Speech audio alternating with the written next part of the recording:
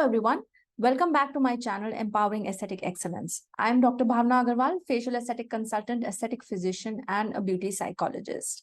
This is a series of videos which I am doing on eyes and periorbital region. The previous one was about a brief introduction of why the periorbital region is gaining importance day by day. And this is a second video about the ideal eyebrow aesthetics. And the sole purpose of making these videos is to gain maximum insights into the etiology and the physiology of any aesthetic concern. So without wasting any time, let's get into this. So the ideal eyebrow aesthetics, I would like to, before starting, I would like to make certain disclaimers that defining the eyebrow, this is from an aesthetic viewpoint. This video is about defining the eyebrow from an aesthetic viewpoint and not any pathological or any other kind of references. The second thing is it is difficult to define normal and natural because these are like thumbprints or fingerprints. They are different for everyone and everybody has their own normal and everybody has their own natural. So that has to be always kept in mind. The next thing is that one size will not fit all. We all know that. The standardizations that we make, they cannot be imposed, but they can be used as references and they always should be toned down as suggestions in the consultations. And keep ample space or room for individualization, which is the most important aspect in aesthetics. So the concept of facial aesthetics has been around for centuries now, and this was popularized by some artists like Da Vinci in the Renaissance period. According to these artists, the eyebrow is also known as the master line of the face because it is used as a reference for other facial angles and contours. And based on various studies, a following set of guidelines has been used as a basic framework for assessment and analysis of the eyebrows. So as I mentioned before also, natural and normal, it's difficult to define. So the various parameters that we use to define an ideal eyebrow is, first of all, the medial end, that is where does it begin? Second is the lateral end, where does it end? The third is the horizontal inclination of these two ends with each other. Do they lie in the same horizontal plane or in a different horizontal plane? The fourth thing is the horizontal distance from the brow, that is the height of the eyebrow. And fifth point is the peak of the brow, that is the highest point or the arch of the brow. So these are the five parameters that we use to define an ideal eyebrow. Now, various reference points are used for this. So the four major reference points used to define an ideal eyebrow are, first of all, the medial canthus of the eye, the lateral canthus of the eye, the lateral limbus, and the mid-pupillary line. So the first thing is, where does the eyebrows begin? So the eyebrow, the medial end is, it should start in the same vertical plane as the medial canthus of the eye. So if a line is drawn from the medial canthus of the eye upwards towards the hairline, that is where the eyebrow begin. So this holds true for patients with normal set eyes. So does that mean that individuals who do not have this kind of an arrangement do not look good? It's absolutely not like that. It is all about individualization and personalization. We have certain famous actresses with unibrows who look amazing and stunning. So that does not mean that this holds true for everybody. It is all about when you get into rejuvenation, eyebrow rejuvenation, these are used as references. So that one thing has to be always kept in mind, that nothing is standard, nothing is one for all. So the next point is, where does it begin? The starting point of the eyebrow is should be adjusted accordingly to start more medially for close set eyes and laterally for wide set eyes. Now the second thing is the highest point. Where does the highest point of the eyebrow or the arch of the eyebrow lie? So there are two schools of thoughts.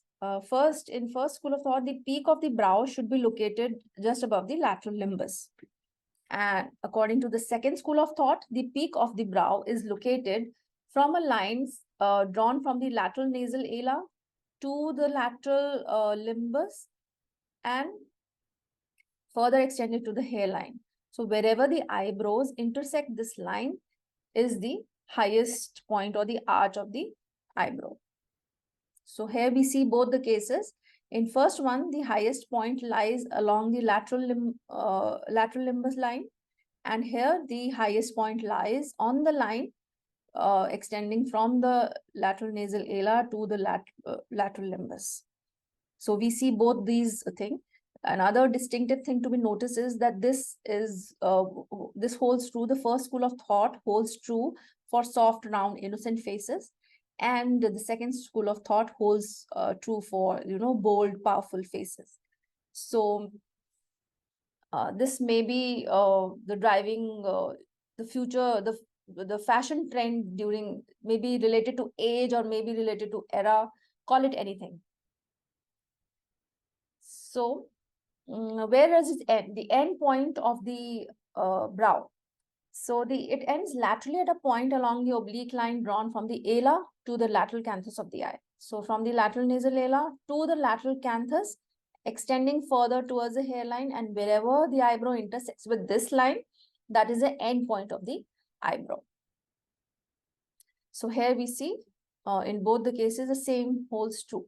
From the lateral nasal ala to the lateral canthus, extending forward, there is the end point of that is the lateral end. The medial and the lateral end should be on the same horizontal level. So the third thing is, what is the horizontal inclination of the two ends with respect to each other? So are they in the same horizontal plane or are they angulated? There are two schools of thoughts again. In first, they say that they lie in the same plane, whereas in the second, they say that the lateral end should be slightly higher than the medial end. So again, in the first case, we see that the medial end and the lateral end lie in the same horizontal plane, whereas in the second case, the medial end and the lateral end are slightly at an angulation. So the eyebrows should not be evaluated in isolation. Instead, they should be also evaluated along with other periorbital regions. So other facial regions also play a very important role. For most important is the forehead. The distance between the mid-pupillary line, that is the horizontal line drawn along the two pupils to the eyebrows, should be around 25 millimeter, and the distance between the brow and the forehead should be around 50 millimeters. So there are other periorbital regions which play important role, but that is a topic for another video. So for individuals with oval faces, the points that we have discussed hold true without any modification. So far, whatever we discussed about ideal eyebrow, they hold very true for the oval faces. But for individuals with round faces, consider creating a more arched brow to elongate the face. So see, this is one principle, that the higher the arch or the higher the angle between the two endpoints of the eyebrow will give, the more elongated the face will look. So if you want to make a face look more elongated, the eyebrow should be more arched or more curved. So this will give an illusion of elongating the face. So those with round faces, they can consider having a more arched brow. And those individuals with square faces, the brow should have a gentler arch, avoiding sharp angles. And the lateral arch should be pointed more inferiorly to soften the angles of the face. And in individuals with long faces, a flatter brow with less prominent arch avoids elongating the face even more if they would want it. For men or male individuals, they have flatter eyebrows unless they actively want more feminine looking brows. Now this is totally different aspect, especially with reference to the aesthetic viewpoint, as I mentioned. It's a novel approach to characterize the brows of women considered to be attractive in the media. So as I've said, that most of the fashion trends are driven by the media, so eyebrows are no exceptions. So in a study photograph, there was a study done in which 100 photographs of fashion models were compared with 105 photographs of random individuals, women, in the age group of 20 to 61 years.